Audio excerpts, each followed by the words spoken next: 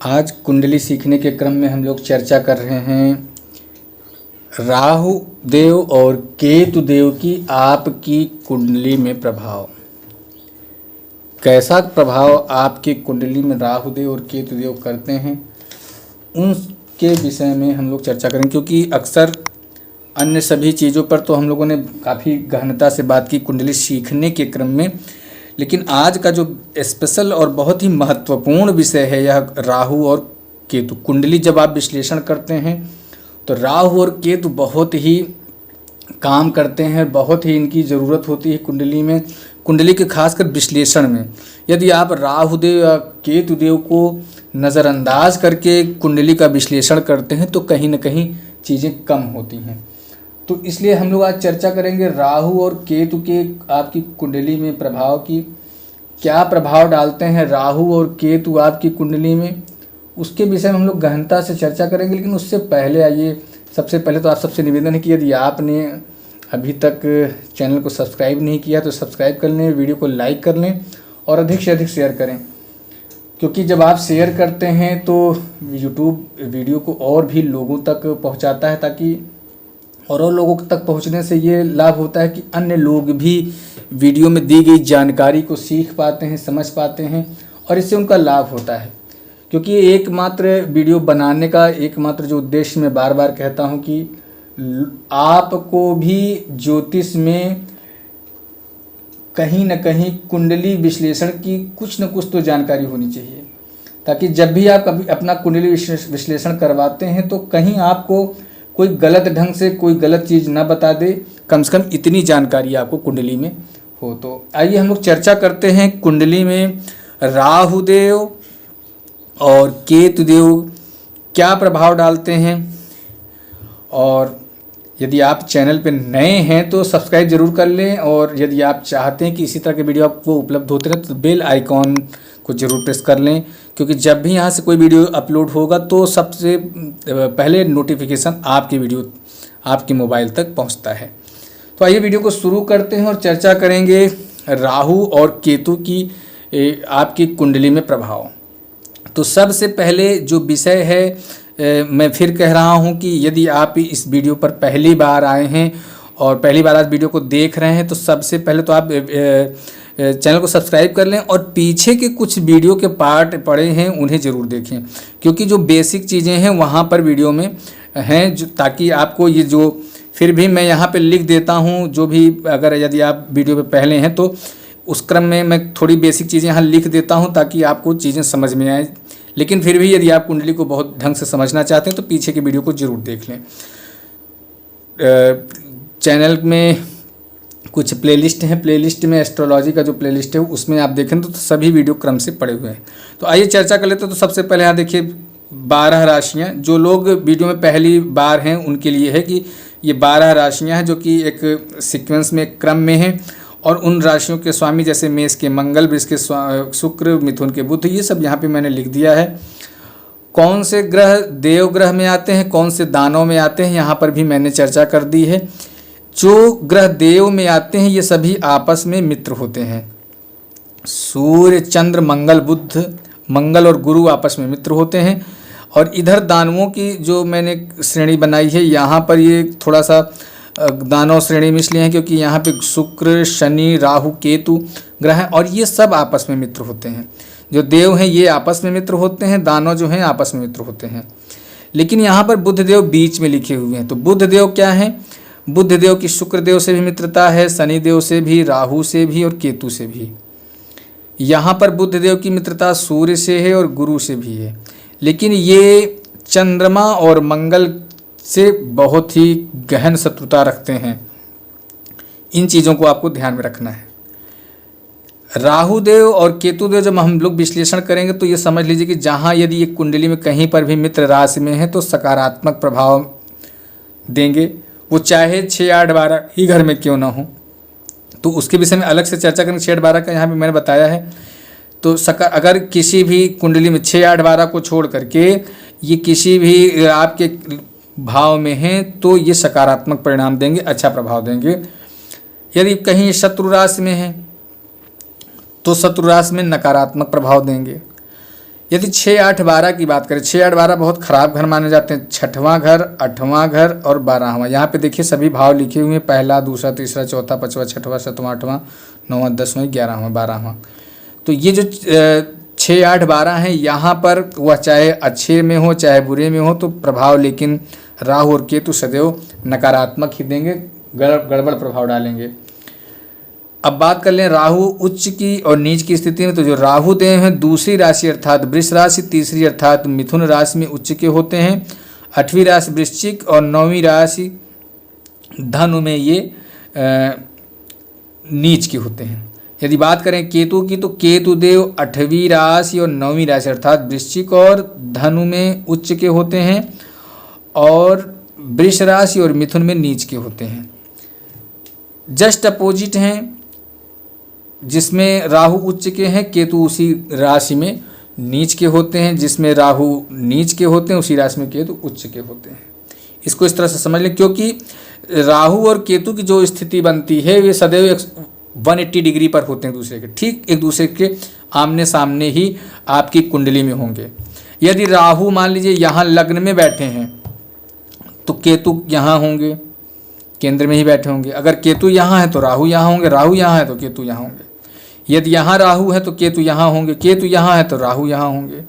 यदि राहु यहाँ है 12वें में तो 6वें में केतु होंगे, या 6वें में राहु है तो 12वें में केतु होंगे। इसी तरह यदि बात करें तो तीसरे में अगर राहु है तो 9वें में केतु, यदि 9वें में राहु है तो तीसरे में केतु। मतलब ठीक सामने 180 डिग्री पर राहु केतु एक दूसरे के आमने सामने आपकी कुंडली में होंगे। किसी की भी कुंडली में राहु देव की और केतु देव की स्थिति इसी ढंग से होती है। अब आइए चर्चा करेंगे कि कुंडली में जो प्रभाव पड़ता है आपकी कुंडली में राहु और केतु देव का, और सभी भाव में आपकी जो भी जिस भी लग्न की कुंडली होगी, वो चाहे मेष की हो, वृष की हो, मिथुन की हो, कर्क की लग्न, मतलब 1 से लेकर के 12 तक में, चाहे मीन, कुंभ, धनु, वृश्चिक, धन, तुला या कर्क, कन्या, किसी भी लग्न की कुंडली है तो, और वहाँ पर अगर किसी भी भाव में राहु और केतु बैठे हैं तो उसके विषय में हम लोग एक विस्तृत विश्लेषण करेंगे। वीडियो को बहुत सावधानी से देखें, बिल्कुल स्किप न करें, क्योंकि जो वीडियो में चीज़ें आ रही हैं वो चीज़ें आप जब तक उसको रेगुलर नहीं समझ पाएंगे तो चीज़ें मिस हो जाएंगी आपसे, इसलिए तो रेगुलर बने रहें। और आइए शुरू करते हैं। तो सबसे पहले हम लोग के सामने सारा ये डिटेल मैंने यहाँ पे आपके सामने स्क्रीन पर आपको दिख रहा होगा, और ये आपकी एक कुंडली का एक चक्र बना हुआ है। सभी भाव यहाँ पे स्थित यहाँ मैंने दर्शा दिए हैं। और चर्चा कर लेते हैं कि एक हम लोग को एक काल्पनिक कुंडली ले लेते हैं। यहाँ पे मान के चलिए कि मैं यहाँ पे कुंडली ले लेता हूँ। ये है कुंडली आपकी, मान के चलिए कि ये है वृश्चिक लग्न की कुंडली। वृश्चिक लग्न की कुंडली मतलब यहाँ 8 नंबर गिनती होगी, यहाँ 9, 10, 11, 12, 1, 2, 3, 4, 5, 6 और 7। ये आपकी वृश्चिक लग्न की कुंडली तैयार है। और मान लीजिए कहीं पर आपकी कुंडली में यहाँ पे कहीं पे भी किसी स्थिति में यहाँ बैठ गए राहु देव, और यदि यहाँ राहु देव है तो सामने ही ठीक होंगे केतु। आप चाहे ऐसी कुंडली को देख सकते हैं, प्रैक्टिस अगर कर रहे हैं बैठ करके तो बल्कि आप देख लीजिए उसके बाद प्रैक्टिस करिएगा तो ज़्यादा ठीक रहेगा। और यहाँ केतु बैठ गए। अब आइए बात कर लेते हैं फल की। यदि फल की बात करें तो राहु देव चूंकि यहाँ कुंडली में आपके केंद्र में बैठे हैं, और केंद्र में बैठे हुए जो केतु देव हैं, सबसे पहले तो यहाँ केतु देव बैठ गए।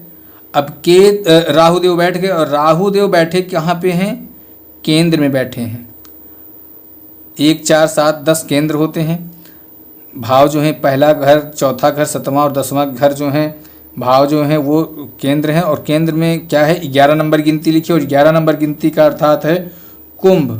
कुंभ के स्वामी हैं शनि, और शनि की राशि में बैठे हैं कौन? शनि के घर में कौन बैठे हैं? राहु। अब चूंकि जो सूत्र यहाँ पे मैंने सामने लिख दिया है, यदि राहु मित्र राशि में बैठे हों,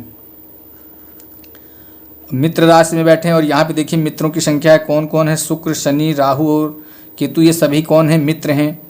अब मित्र हैं, शनि की स्थिति घर में बैठ गए, और शनि क्या है, शनि परिश्रम के देवता हैं, कठिनाई के देवता हैं, विलंब के कारक हैं, आपको जीवन में बहुत ही संघर्ष कराते हैं। और ये जो चौथा भाव बैठा है, जो चौथा भाव, चौथे घर में शनि बैठे हैं, राहु शनि के साथ में बैठे हैं, मित्र राशि में बैठे हैं। अब शनि आपके, चूंकि ये जो चौथा घर है, ये किसका घर है, ये मकान, भवन, सुख, या कह लीजिए भौतिक वस्तुओं की सुख सुविधाओं का घर है। आप अपने भौतिक जीवन में जो सुख सुविधाएं प्राप्त करते हैं उसी का घर है, कौन सा, चौथा घर। और चौथे घर में आपको क्या मिलने वाला है, राहु देव कैसा प्रभाव डालेंगे, आइए चर्चा कर लेते हैं। अब कुंडली में शनि देव के घर में राहु देव बैठ गए हैं। अब राहु देव और केतु देव, कारण क्या है कि ये एक छाया ग्रह हैं, और छाया ग्रह का खुद अपना प्रभाव वो नहीं करते, जिस घर में बैठे हैं उस घर के स्वामी के अनुरूप ही वो फल देंगे। अब चूंकि मित्र राशि में बैठे हैं तो सकारात्मक परिणाम देंगे, ग्रह के स्वामी के हिसाब से देंगे। तो राहु बैठ गए हैं तो जैसे चूंकि शनि जो कारक हैं विलंब के हैं, लेकिन कठिनाइयों के बाद, मेहनत के बाद, परिश्रम के बाद ये आपको विद्या का भाव भी यही है, यहाँ से विद्या को भी देखा जा सकता है। हालांकि मातृ भाव माँ का घर है, माता से सुख, अगर यहाँ राहु बैठे हैं तो माता को सबसे पहली चीज़ तो स्वास्थ्य में समस्या देते हैं राहु, यहाँ चूँकि माँ के घर में बैठे हैं और चीज़ों को प्रताड़ित करते हैं। लेकिन चूँकि सकारात्मक मित्र घर में बैठे हैं तो माता को स्वस्थ रखेंगे। हालांकि जीवन में माँ का सुख है वो विलंब से मिलेगा। और दूसरी चीज़ यहाँ पे आपकी जो मनोवृत्ति है, आपका कैसा, आपके जीवन में जो आपकी वृत्ति है वो किस तरह, आपके मन में क्या चल रहा है, उसके कारक है राहु। और शनि के ही जैसा, शनि के अनुरूप ही वो फल देंगे। हालांकि चीज़ें वो सामान रखेंगे, गड़बड़ नहीं करेंगे।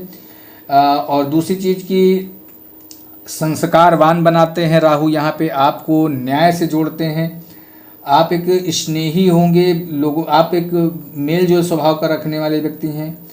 थोड़ी सी यहाँ पे आपकी जो आपको चरित्रवान बनाता है राहु, और साथ ही जमीन जायदाद में भी लाभ दिलाता है, आपको मानसिक सुख देता है, गृह और मकान, भवन आदि इत्यादि सब चीज़ें आपको जीवन में उपलब्ध कराता है, सब कुछ उपलब्ध कराएगा। और उपलब्ध कराने से जीवन में आपको उन्नति ही उन्नति देगा। तो यहाँ ये राहु का कारक है। अब राहु की एक चीज़ और देख लेते हैं। राहु चूँकि मित्र राशि में बैठे हैं, और यहाँ बात कर लें इनकी जो दृष्टि है, दृष्टि राहु की जो दृष्टि है वह दृष्टि कौन कौन सी दृष्टि है, 5वीं 7वीं और 9वीं, 5 7 9, जैसे कि गुरु बृहस्पति की जो दृष्टि है वही राहु की है। अब राहु यहाँ से 1 2, पहले तो अपना घर है, अपने घर से 1 2 3 4 5, ये 8वें भाव को देखेंगे। अब 8वें भाव को जब यहाँ से राहु की 5वीं दृष्टि पड़ रही है 8वें भाव पर, तो 8वां भाव क्या है, 8वां भाव है रिश्वत का घर है, और जमीन में गड़े हुए धन को प्राप्त करने का विचार भी यहीं से होता है। तो राहु आपको धरती में, जो कुछ लोग आपने देखा होगा कि अपने जीवन में कभी कभी गड़ा धन मिल जाता है उनको, यदि राहु की दृष्टि यहाँ पड़ रही है तो आपको गड़ा धन निश्चित तौर पे मिलेगा। लॉटरी या सट्टा में जो विजय दिलाते हैं राहु इसी घर से दिलाएंगे आपको, चूँकि दृष्टि यहाँ से पड़े तो लाभ है। चूँकि यहाँ पे आपके राहु योग कारक बन रहे हैं तो सकारात्मक मित्र राशि में है तो सकारात्मक परिणाम भी देंगे। तो यहाँ सट्टे से भी आपको आकस्मिक लाभ दिलाते हैं, धन लाभ दिलाते हैं। यदि ये घर 8वां घर जो है जल यात्रा से संबंधित है, आपको यदि आप समुद्री यात्रा करते हैं तो वहाँ से भी आपको विशेष लाभ मिलता है। ससुराल से लाभ दिलाते हैं राहु यहाँ से आपको। दूसरी चीज़ आपको यहाँ पर राहु एक सकारात्मक परिणाम देंगे कि आपको शत्रु तो यहाँ मिलेंगे, लेकिन राहु जो हैं आपको शत्रुओं पर भी विजय प्राप्त कराएंगे। साथ ही आपको कहीं न कहीं राहु जो है आपकी जो धर्म पत्नी है उनसे संबंध को अच्छा करता है। किसी जो आपकी नौकरी पेशा में काम है, या तो आप मिट्टी से संबंधित या खनन से संबंधित, खुदाई जहाँ होती है, खानों में आपको वहाँ से लाभ दिला सकता है, इस तरह का राहु करता है। दूसरी चीज़, यहाँ पर जो दृष्टि पड़ रही है, इस दृष्टि से आपको ज्योतिष में तंत्र मंत्र यंत्र और इस तरह की जो परा विद्याएँ हैं उसमें आपकी रुचि होती है। अब यदि बात कर रहे हैं राहु की 7वीं दृष्टि की बात कर लें तो यहाँ पर फिर गिन लेते हैं 1 2 3 4 5 6 7। 7वीं दृष्टि यहाँ पड़ रही है राहु की पंचम भाव पे। और पंचम भाव क्या है? पंचम भाव यहाँ पे आप जान लीजिए कि सिंह राशि है और सिंह राशि का स्वामी सूर्य। अब राहु की जो दृष्टि पड़ रही है सूर्य की, और ये भाव है किसका? कर्म का घर है। कर्म का घर है और पिता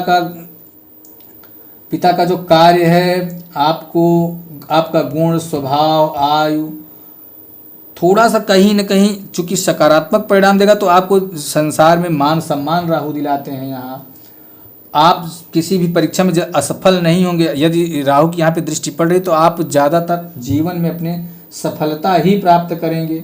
आपको पैतृक चीज़ें मिलेंगी अगर राहु की दृष्टि यहाँ पड़ रही है तो।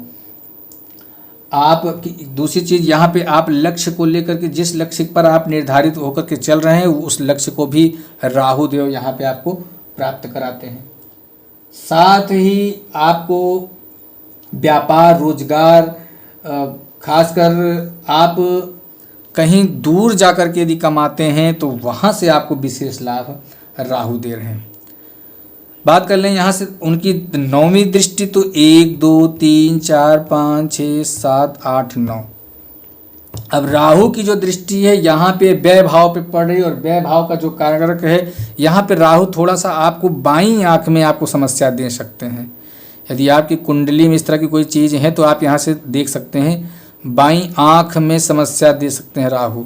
और खर्च आपका बढ़ता है, आप हॉस्पिटलिटी में आपका खर्च अधिक होगा, आप किसी बीमारी में आपके खर्च होंगे। और दूसरी चीज़ की इस तरह की खासकर रोग से संबंधित समस्याओं में आपका राहु व्यय कराते हैं।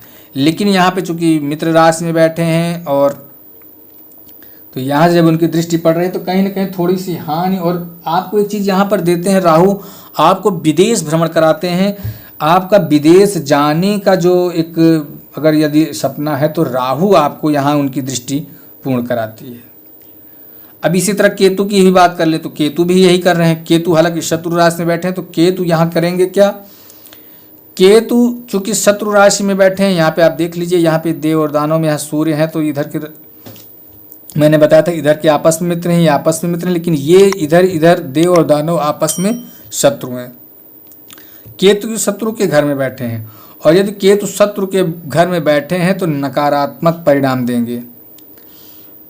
और नकारात्मकता का मतलब है कि इनकी दृष्टि 1 2 3 4 5 आपके लाभ में कमी दिलाते हैं, आपको संघर्ष कराएंगे, आपको कभी कभी आपकी वाणी जो है, आपकी वाणी को विकृत कर देंगे। और आप अपनी भाषा, जैसे मंगल का एक स्वभाव होता है, उग्र स्वभाव कर देता है वाणी को केतु। और आपकी हालांकि आप जानबूझ कर नहीं बोलते, लेकिन केतु आपकी वाणी को उग्र कर देता है, जिससे आपके संबंध खराब होते हैं। आँखों की समस्या देता है राहु यहाँ पे, केतु यहाँ पे। और खास कर कि पिता से मनमुटाव पैदा कर देते हैं। राहु देव यहाँ पे पिता से अगर उनकी दृष्टि जा रही तो उनकी आपके पिता से संबंध खराब कराते हैं। इसी तरह से अगर बात करें अब केतु देव की जो 7वीं दृष्टि है, 7वीं दृष्टि में केतु 1 2 3 4 5 6 7, और 7वीं दृष्टि इनकी ठीक सामने माता के घर में बैठ पड़ेगी, तो माता के घर में पड़ने से माँ के सुख में कमी देगा, माँ को शारीरिक समस्या देगा, और साथ ही फोड़े फुंसी शरीर के अंगों में पैदा करता है। तो ये मुझे ये लगता है कि आपको बातें समझ में आ रही होंगी। अब इसी तरह से चलिए किसी दूसरे भाव को लेकर के बात कर लें, चूँकि ये तो केंद्र की बात हुई। यदि राहु को किसी दूसरे भी भाव में लेकर के यदि हम लोग बात करें तो चीज़ें थोड़ी सी और क्लियर हो सकती हैं। यदि इतना अगर आपको समझ में आ रहा है तो कमेंट बॉक्स में ज़रूर लिखें कि हाँ चीज़ें आपको समझ में आ रही हैं। आइए बात कर लेते हैं किसी भी घर में आप जहाँ के हैं। आइए मान के चलते हैं कि केतु देव बैठ गए आपके 6वें घर में और राहु बैठ गए 12वें में। अब राहु यदि यहाँ बैठ गए 12वें घर में, तो 12वां घर किसका है? गुरु का है। 12वां घर के स्वामी जो हैं 12 में, अब चूंकि गिनती कौन सी 8 7 नंबर की गिनती है। 12वां गुरु के घर में 7वें नंबर अर्थात तुला इसका स्वामी हो गया 12वें घर में। 12वें घर का जो स्वामी है 7वीं नंबर गिनती क्या है? तुला राशि। अब तुला राशि में बैठ गए राहु। तुला राशि के स्वामी हैं शुक्रदेव, और शुक्रदेव कौन है? दानों में आते हैं। और ये क्या हुए फिर? इसका मतलब मित्र हुए, और मित्र का मतलब हुए कि योग कारक हो गए आपकी कुंडली में। राहु क्या हो गए? योग कारक। अब ये आपको मित्र राशि से बैठ करके क्या देंगे? सकारात्मक परिणाम आपके जीवन में ले आएंगे। सकारात्मक परिणाम अगर लेके आते हैं तो जीवन को बहुत अच्छा ले जाएंगे। कुंडली में राहु कोई खराब ग्रह नहीं है, ना तो बहुत अच्छे ग्रह हैं। इसको एक तरह से ये समझ लीजिए कि राहु एक छाया ग्रह है, और जिस भी कुंडली में, जिस भी ग्रह में, जिस भी राशि में वो बैठते हैं, उसी के अनुरूप वह फल देते हैं और उसी के साथ ही वो हो लेते हैं। यदि वह राशि शत्रु है तो अच्छा देंगे, बुरा देंगे। मित्र है तो थोड़ा सा चीज़ें क्रिटिकल होती हैं लाइफ में। अब इस कुंडली के माध्यम से समझ ले, यदि राहु देव यहाँ बैठ गए, केतु देव 6वें में बैठ गए, और राहु देव क्या हुए यहाँ पे? राहु देव 7 नंबर गिनती में बैठे हैं।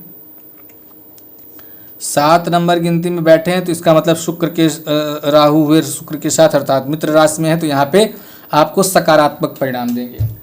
यदि आपको यहाँ ये कह रहे हैं कि आपको दूर यात्रा का विचार यहाँ से होता है, तो यदि आप अपने पैतृक निवास या जहाँ पर आपका जन्म हुआ है वहाँ से आपको राहु दूर ले जाते हैं, और दूर ले जाकर के वहाँ से आपको लाभ दिलाते हैं। हालांकि जीवन में आप खर्चे तो बहुत करेंगे, लेकिन उससे भी अधिक ज़्यादा राहु आपकी इनकम कराते हैं, आपको कमाई कराते हैं, और जीवन में आप बहुत कुछ अपने जीवन में प्राप्त करते हैं।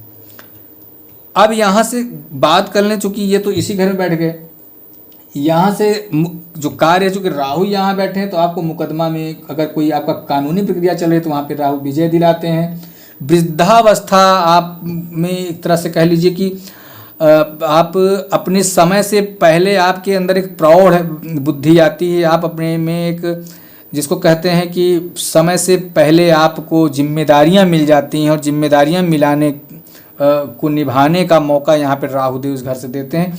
लेकिन भले आपको समय से पहले जिम्मेदारियां मिलती हैं, लेकिन उस जिम्मेदारियों को आप बहुत बखूबी निभाएंगे। और जीवन में ये कह लीजिए कि शुक्रदेव का जो एक प्राबल्य है, शुक्रदेव चूँकि प्रेम से जुड़े हुए हैं, शौक से संबंधित, और जीवन में जो लग्जीरियस है शुक्रदेव उसके प्रतीक हैं। तो आप जो खर्च करेंगे, आपका जीवन जो है कि राजसी वैभव का जीवन व्यतीत करता है जातक, यदि राहुदेव यहाँ पे शुक्र के साथ बैठ गए। अब बात कर लें यहाँ से उनकी दृष्टि की, तो 5वीं दृष्टि गिन लेते हैं, 1 2 3 4 5। अब राहु यहाँ पे देख रहे हैं किसको? चौथे घर को देख रहे हैं, और यहाँ पे चौथा घर किसका है? शनि का। अब शनि की जब दृष्टि पड़ती है यहाँ पे, और ये है किसका घर? माता का घर, सुख सुविधाओं का घर। अब शुक्र की राशि में बैठे, अब यहाँ पर जब दृष्टि आ रही है तो जीवन में आपको गृह सुख, भौतिक सुख, जो भौतिक सुख है, गाड़ी, वाहन, मकान इत्यादि सब कुछ आपके जीवन में राहुदेव यहाँ प्रदान कराते हैं।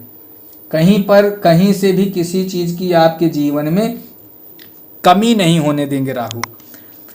अब यहाँ से अगर देखें इनकी 7वीं दृष्टि, तो 1 2 3 4 5 6 7 7वीं दृष्टि पड़ रही है यहाँ 6वें घर पे। 6वां घर क्या है? कर्ज का, रोग का, और खास करके यह शत्रु का घर है। अब राहु यहाँ से देखते हुए शत्रुओं पर विजय आपको दिलाएंगे।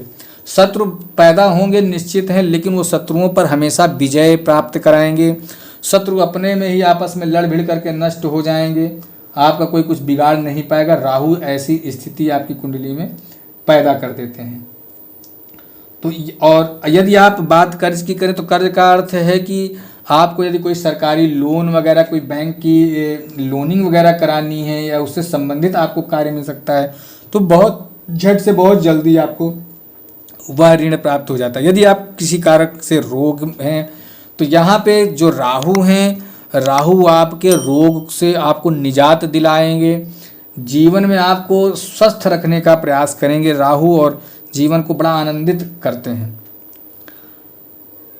अब यहाँ से राहु की ये 7वीं दृष्टि हुई, राहु की 10वीं दृष्टि गिन लें, 1 2 3 4 5 6 7 8 9 और 10। 10वीं दृष्टि यहाँ पिता के भाव में पड़ती है, चूंकि पिता है और यही घर है आपका भाग्य का। राहु आपको यहाँ पे भाग्यशाली बनाते हैं, पिता से संबंध आपके बहुत ही मधुर और मीठे होंगे, और पिता को भी जीवन में बड़ी अनेक सुख सुविधाएं प्राप्त कराता है, उदार बनाता है राहु यहाँ। खासकर राहु आपको एक ऐसी पद्धति से जोड़ता है जहाँ पर आप संतों की श्रेणी में आते हैं। आपकी जो गिनती होगी, आप एक बुद्धिजीवी और विद्वान व्यक्ति, और खासकर जैसे साधु संत की जो एक वैराग्य, भले आप सुख सुविधाओं से लैस होंगे लेकिन आपको उन सब चीज़ों में आसक्ति नहीं पैदा होने देता राहु। तो ये बहुत ही अच्छा होता है। इस घर पर यदि दृष्टि पड़ रही है तो जीवन में आपको पुत्र सुख, संपन्नता, भाग्य का विकास, और एक चीज़ विशेष है कि आपके अंदर आप मुमुक्ष टाइप के होते हैं। मुमुक्ष का मतलब है कि कितना ज्ञान अर्जित करने की आपके अंदर एक प्यास बनी रहती है, जिसे कहते हैं ज्ञान पिपासा आपके अंदर जीवन भर बनी रहेगी। आप बहुत कुछ सीखने के लिए आप हमेशा उद्विग्न रहते हैं, और इस तरह का जातक बहुत ही विद्वान होता है। अब यहाँ पे वह साधना में भी लगा रहता है, और परा विद्याओं में जैसे योग साधना वगैरह में यदि यहाँ पे दृष्टि पड़ रही राहु की तो आपको इस तरह का साधक बनाता है। साथ ही यदि बात कर लें तो यहीं पर आपको एक आदर्श पिता बनाता है, साथ ही आपके पिता का भी जीवन आपके एक आदर्श पिता के रूप में यहाँ पे दिखता है, और जातक को आदर्श पुत्र बनाता है। जल यात्रा से लाभ कराता है यह घर आपको, और ये यहाँ पे राहु की दृष्टि आपको दानी और दैविक शक्तियों से संपन्न बनाता है। आपके अंदर एक कुछ विशेष एक आकर्षण होता है, एक ऑरा जो जिसको बोलते हैं, कि वो ऑरा जो आपसे जुड़ेगा वो एक तरह से आपके अंदर एक आकर्षण पैदा करता है, जिससे आप जीवन में लोगों में जहाँ भी होंगे बहुत लोकप्रिय आपको बनाता है। तो ये रहा राहु, और अब यहीं पे देख लेते हैं केतु यहाँ बैठे हैं। केतु, अब चूंकि देखिए यहाँ पे एक सूत्र और है 6 8 12। 6 8 12 को इस तरह से समझ लीजिए कि 6 8 12 में राहु भले ही किसी स्थिति में किसी भी घर में बैठे हों, ये घर बहुत खराब माने जाते हैं, लेकिन यहाँ पर राहु की जो स्थिति है और केतु की जो स्थिति है ये अच्छे परिणाम नहीं देते हैं। कुछ विद्वानों का ऐसा मानना, लेकिन अभी मैं जो चीज़ें बता रहा था कि राहु निश्चित तौर पे ये कुंडली में खराब घर माने गए, लेकिन जैसे कि अब ये कह लीजिए कि अगर राहु की जो दृष्टि पड़ रही है, और राहु की जो 1 2 3 4 5 मान लीजिए यहाँ पे दृष्टि पड़ रही है, अब यहाँ पे राहु आपको जीवन में संघर्ष कराता है, कठिनाई देता है। कुंडली का जो भी विश्लेषण होता है वो काल परिस्थितियों के अनुसार होता है। पहले क्या होता था, पहले लोगों का आना जाना या ट्रैवल की जो कन्वेंस की व्यवस्था होती थी आने जाने की कहीं पे, वो बहुत कम होती थी, तो लोगों को दूर जाना, जल यात्रा करना वो नुकसानदायक होता था। लोग समुद्री मार्ग में यात्रा करने चले गए, जैसे यहाँ कह रहा जल यात्रा से लाभ, अब चले गए और वहाँ पे सालों साल चले गए, लौटना उनका मुमकिन सा नहीं दिख रहा है, लोग बरसों बीत गए और लौट के लोग नहीं है, तो उसको खराब माना गया। अब जो दृष्टि यहाँ पे है, अब भौतिक सुखों में, आज के जीवन में एक समय था कि आपको अगर आपने एक साइकिल खरीद ली तो बहुत बड़ी बात होती थी उस जमाने में, लेकिन आज साइकिल नहीं, आप 4 व्हीलर ले लो, आप हवाई जहाज़ ले लो, आप एसी ट्रेवलिंग करो, लेकिन हर चीज़ें वो सामान्य है। तो कंपटीशन बढ़ गया है, हर कोई इंसान के पास 4 व्हीलर है, 2 व्हीलर है, या किसी भी तरह की कोई भी सुख सुविधाएं हर किसी के पास हैं। तो अब आपको गाड़ी तो लेनी है, किसी ने मान के चलिए कि आल्टो कार ले ली, आल्टो ले ली, और अब आपको क्या लेनी है, कार तो ये भी है, लेकिन अब आपको लेनी है कोई महंगी गाड़ी, फॉर्च्यूनर लेनी है।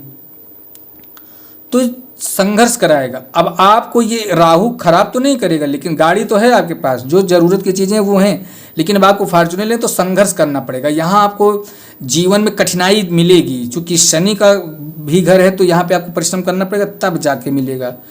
तो इस तरह से परिश्रम देता है, कठिनाई देता है। जैसे कि कहा गया कि नकारात्मक परिणाम, नकारात्मकता का अर्थ सिर्फ इतना सा है कि आपको जीवन में संघर्ष करना पड़ता है। जीवन में कर्म से बढ़कर के कुछ नहीं है, आप अपने कर्मों के द्वारा सब कुछ प्राप्त कर सकते हैं। लेकिन कुंडली क्या कह रही है? कुंडली यहाँ पे आपको दर्शा रही है कि आपको परिश्रम करना पड़ेगा तभी फल मिलेगा। कुंडली कोई भाग्य के भरोसे नहीं बैठ गई कि नहीं ऐसा लिखा है, लेकिन लिखा तो है, लेकिन लिखा क्या है ये पढ़ना बहुत ज़रूरी है। जैसे किसी ने कहा कि कुंडली देख करके आप कितना क्या किसी को बता सकते हैं, तो कुंडली देख के सब कुछ बताया जा सकता है। बस इतना है कि आपको इस कुंडली की भाषा, ज्योतिष की भाषा कितनी आती है, आप इस भाषा को कितना पढ़ पाते हैं, और पढ़ना ही नहीं, आप इस भाषा को कितना समझते हैं और कितना समझा पाते हैं, ये इस कुंडली विश्लेषण में बहुत ज़रूरी है। तो इस तरह से ये नकारात्मकता के साथ साथ अच्छे परिणाम भी आपकी कुंडली में देगा। राहु और केतु किसी चीज़ को अकस्मात करते हैं, जैसे एक्सीडेंट, अगर मान लीजिए आपके यहाँ नकारात्मक चीज़ भी देते हैं राहु, तो अकस्मात चीज़ें आपके जीवन में कराएंगे। ऐसा नहीं होगा कि मैं गाड़ी घर से निकला और बहुत आराम से चला जा रहा था और मेरा दिमाग डिस्टर्ब, मैं भी स्पीड में था, अगला भी स्पीड में था और ऐसा लग रहा था कि एक्सीडेंट हो जाएगा। मतलब यहाँ पे पहले से कंफर्म हो रहा है धीरे धीरे कि हाँ एक्सीडेंट होने की स्थिति बन रही है, और एक्सीडेंट हो गया। लेकिन राहु केतु क्या कह रहे हैं? राहु केतु की जो व्यवस्था है वो इस तरह से करते हैं कि सब कुछ सामान्य, कहीं से भी एक्सीडेंटल कोई प्रभाव नहीं दिख रहा है कि हो जाएगा, लेकिन फिर भी एक्सीडेंट हो गया और गंभीर चोटें आई। जीवन में ऐसा नहीं दिख रहा है कि कहाँ से पैसे आएंगे, कोई स्थिति नहीं बन रही, कहीं से पैसे आने के कोई स्रोत नहीं। लेकिन राहु और केतु क्या करते हैं? अचानक से आपको कहीं से ऐसे, जैसे कहीं से कोई चीज़ आसमान से आकर के आपके सामने गिर पड़े, इस तरह की स्थिति क्रिएट करते हैं राहु। तो ये बहुत अच्छी चीज़ है। जहाँ एक समय था कि कुंडली विश्लेषण में पुराने ज़माने में चीज़ें बहुत ही सीमित हुआ करती थीं, और उस सीमित चीज़ों में चीज़ों को बना पाना वो बड़ा कठिन होता था। लेकिन आज के दौर में कंपटीशन बढ़े हुए हैं, और इस कंपटीशन के युग में आप जितने परिश्रम कर पाएंगे आपको फल उतना मिलेगा। और आज पैदा होने वाले अधिकतर जातक को या बच्चों की कुंडली, जिनकी हम लोग कुंडली देख रहे हैं, आपको राहु और केतु की जो कंडीशन में आपको दिखाऊंगा, तो ऐसा कोई जातक नहीं मिलेगा जिसकी कुंडली में परिश्रम न मिलता हो। राहु और केतु ऐसी जगह अपने आप ही उस कुंडली में स्थित होते हैं कि उनको जीवन में संघर्ष करवा देते हैं। बहुत सारी ऐसी कुंडली आती हैं जिसमें भाग्योदय भी अच्छा रहता है, तो बहुत सारे लोगों को पैतृक संपत्ति मिल जाती है, लेकिन वो गंवा बैठते हैं, ऐसा भी कुंडली मिलती हैं। बहुत सारे लोगों को कुछ नहीं मिलता, लेकिन वो परिश्रम के साथ अपनी कुंडली में बहुत कुछ अपने जीवन में कमा पाते हैं। तो आशा करता हूँ कि राहु देव और केतु देव का जो विश्लेषण है, चूँकि बार बार ये चीज़ें मैसेज में आ रही थी मुझे और कॉल आ रही थी कि इसके विषय में थोड़ा सा बताया जाए, तो मैंने ये चीज़ प्रयास किया कि राहु और केतु देव के विषय में आपको बताने का। तो यदि अभी तक को आपको वीडियो पसंद आई हो, जो मेहनत मैंने की वीडियो को मैं बनाने में, यदि आपको अच्छा लगा हो तो वीडियो को लाइक ज़रूर कर दें यदि आपने अभी तक लाइक नहीं किया। और कमेंट बॉक्स में ये ज़रूर लिखें कि जो ये पढ़ाने का जो तरीका है, मैं सरल से सरल स्थिति बनाने का प्रयास करता हूँ, तो क्या ये ठीक है? तो इसको भी आप ज़रूर कमेंट बॉक्स में लिखें।